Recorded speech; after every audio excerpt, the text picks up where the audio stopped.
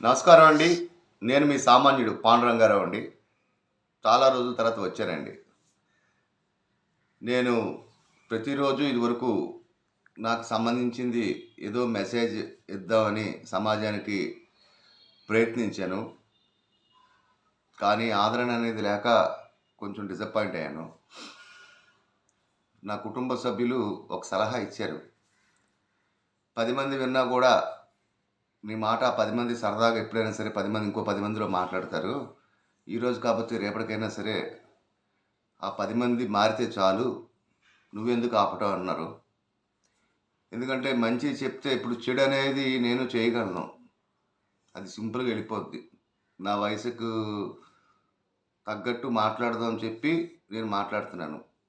ఇదే వయసులో కుర్రచాష్టలు చేసి పిచ్చి పిచ్చి వీడియోలు చేసి నేను వైరల్ అవ్వగలను. నాకు అది ఇష్టం ఉండదు. అందుకే నేను చెప్పేటప్పుడు కూడా నా ఛానల్ని సబ్స్క్రైబ్ చేసుకోండి అని కూడా నేను అడగను.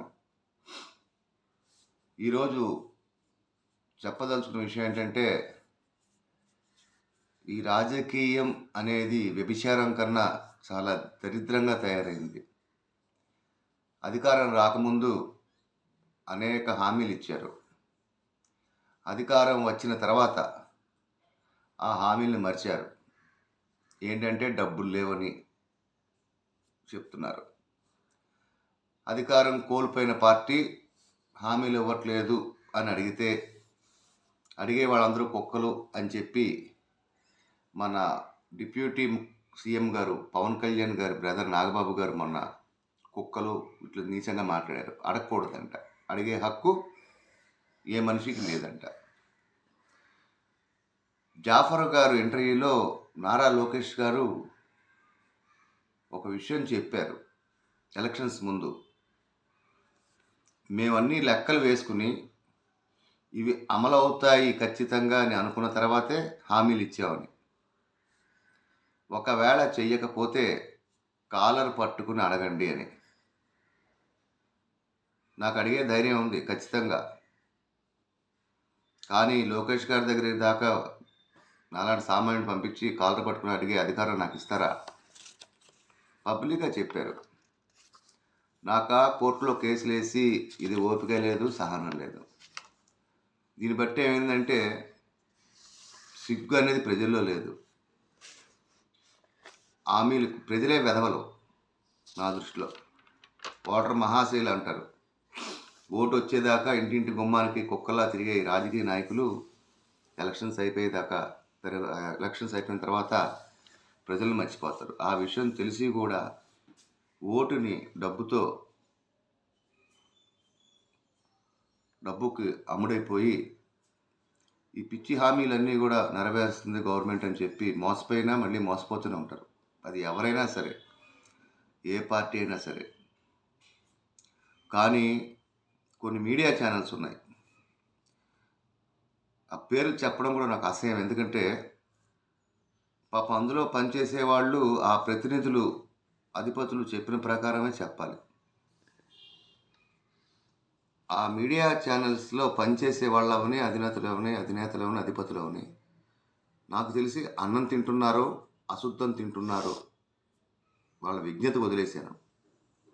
ఏ గవర్నమెంట్ ఉన్నా కూడా ప్రజలకు న్యాయం చేస్తే న్యాయం చేసిందని చెప్పుకోండి. న్యాయం చేయకపోయినా అమోఘం, అద్భుతం అని చెప్పి ఈ లుచ్చా న్యూస్ ఛానల్స్ అసహ్యం వేస్తుంది. ప్రజల్లో ఏమో మార్పు రాదు, ఎప్పుడు 5 ఏళ్ళు వస్తాయా, ఓట్లు అమ్ముకుని ఆ టైంకి మనం బ్రతికేద్దామా అని ఈ సిగ్గులేని జనాలు, నా దృష్టిలో సిగ్గులేని జనాలు, ఓటుకు అమ్ముడిపోయే ప్రతి వెధవ నా దృష్టిలో సిగ్గులేని మనుషులే. అది నేనైనా ఎవడైనా సరే. ఇప్పటిదాకా పొరపాటును కూడా నేను ₹1 తీసుకోను కూడా, చచ్చిపోయేదాకా. సమస్య లేదు. అందుకే ఇంత ధైర్యంగా చెప్తాను. ఓటుకి అమ్ముడుపోయే ప్రతి వెధవకి, ఆ వెధవల వల్లే రాష్ట్రం నాశనం. కొంచెం విజ్ఞత, ఆలోచన లేకుండా ఓటు వేస్తారు, పిచ్చి హామీలకు వెళ్ళిపోతారు. అవి రావు. ఈ పాలకుల మీద ఏడుస్తారు. మీ వీక్ పాయింట్ మీద పాలకులు కొడతారు. అన్నీ తెలుసు అందరికీ, కానీ అమ్ముడిపోయారు అక్కడ. ఎప్పుడైతే అమ్ముడిపోయారో అడిగే హక్కు కోల్పోయారు, అర్హత కోల్పోయారు. సో నారా లోకేష్ గారు, మీలో నిజాయితీగా ఒక మనిషి మంచి మనసు ఉంది అని అనుకుంటే కాలర్ పట్టుకునే అవకాశం నాకు ఇవ్వండి. ఎందుకంటే మీరే చెప్పారు ఓపెన్గా జాఫర్ గారు దాంట్లో. అది కూడా మీ ఛానల్స్ ఉన్నాయి కదండి, లైవ్ ఇవ్వాలి. ఎందుకంటే ఒక సామాన్యుడు అనేవాడు ఏదైనా రాజకీయ నాయకుని కాలర్ పట్టుకునే హక్కు వచ్చిందంటే చచ్చినట్టు మిగతా వాళ్ళందరూ మారుతారు. ఏ హామీ ఇవ్వాలో ఇవ్వకూడదు ఏంటో అని. కనీసం పేదవాళ్ళకైనా చేయండి. విద్యా దాంట్లో సంస్కరణలు చేస్తా అన్నారు, చెయ్యట్లేదు. 10 నెలలు అయ్యింది. మీరు ఇచ్చిన హామీలు మీ నోటితో ఇచ్చారు, అవన్నీ మర్చిపోయి అసలు చెప్పుకుంటేనే బాధేస్తుందండి. నాకు వ్యక్తిగతంగా ఏ పార్టీతో సంబంధం లేదు. ప్రజలకు మంచి చేస్తారనుకునే ఒక పిచ్చివాళ్ళలాగా నేను ప్రాధాయపడుతున్నా. ప్రజల్లో మార్పు రాదు. కనీసం హామీలు ఇస్తారు, మీరు మీ నోటితో మీరు చెప్పారు. మరి ఆలోచించుకోండి. మనం మాటిస్తే మాత్రం ఖచ్చితంగా నిలబడాలి. మొత్తం మీరు చేయలేకపోవచ్చు, కనీసం 50% అయినా చేయండి. ఇది ధర్మం. ఏమీ చేయకుండా చేసేసామని చెప్పి ఈ ఛానల్స్లో డబ్బాలు కొట్టుకుంటే అది అవ్వదండి. ఇప్పటికి ఇది నాకు తెలిసి 6వసారి 7సారి చెప్తాను, ప్రజల్లో నిశ్శబ్ద విప్లవం మొదలైందని. మీ పతనం మీరే కోరి తెచ్చుకుంటున్నారు. అఫ్కోర్స్ 4 సంవత్సరాలు మీరే రాజులు, కింగ్లు, మీరే చెప్తే అదే. అలానే డిప్యూటీ ముఖ్యమంత్రి పవన్ కళ్యాణ్ గారు సనాతన ధర్మం అని చెప్పి ఈ మధ్యన అంటున్నారు. అసలు దానికి అర్థం ఏంటో ఆయనకు తెలుసో తెలియదు, నాకు తెలియదు. బట్ ఖచ్చితంగా అది బీజేపీ ఆడిస్తున్న ఆటలో ఆయన పాముగా మారారు. తప్పులేదు, ఆయన పుణ్యక్షేత్రాలు తిరగని దేవుడిని కొలుచుకొని అది ఆయన వ్యక్తిగతం. మన చిలుకూరు బాలాజీ వెంకటేశ్వర స్వామి ఆలయం ప్రధాన అర్చకుడిని దాడి జరిగినప్పుడు కనీసం దాని మీద స్పందించలేదు ఆయన. ఇది ఈయనకి తెలిసిన సనాతన ధర్మం. అధికారం ఉంది కదా అని ఎవడైనా సరే, ఏ వ్యక్తి అయినా సరే విర్రబీగితే పెరుగుట విరుగుట కొరకే. అధికారం ఉన్నంతకాలం ప్రతి వ్యవస్థ మీ చెప్పు చేతుల్లో ఉంటుంది, మీరు హీరోలు. మళ్ళీ వేరే వాడు అధికారంలోకి వస్తే జీరోలు.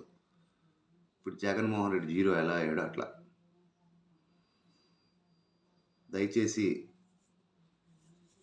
మన ముఖ్యమంత్రి చంద్రబాబు నాయుడు గారికి, నారా లోకేష్ గారికి, పవన్ కళ్యాణ్ గారికి 2 చేతులు ఎత్తి ప్రాధాయపడుతున్నా. ఇచ్చిన హామీలని నెరవేర్చండి.